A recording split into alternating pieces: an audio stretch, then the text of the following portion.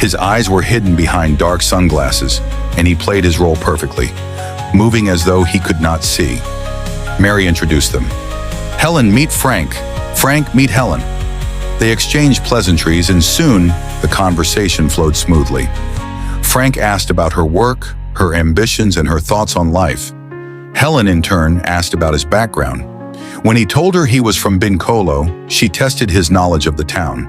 "Tell me about it," Helen pressed, wanting to assess his connection to his roots. She valued a strong sense of national identity and was often frustrated by those who seemed disconnected from their heritage. Frank's response was immediate and detailed.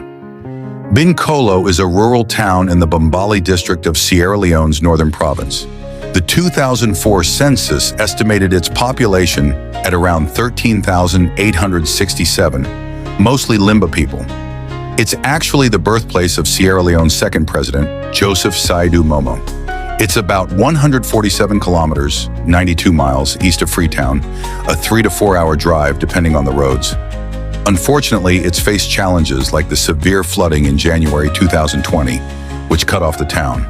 But it's a place with a rich traditional Sierra Leonean culture, local markets, and beautiful natural surroundings. Helen was astounded. She spontaneously applauded, delighted to have met someone so knowledgeable and passionate about their homeland. She was surprised. He gave an incredibly detailed description.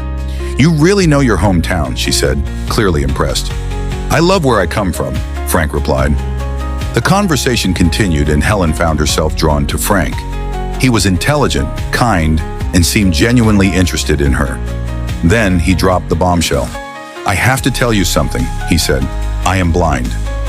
Helen blinked, looking at Mary for confirmation. Mary said nothing.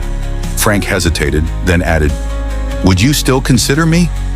There was a long pause before Helen spoke. "Blindness is not an obstacle for me.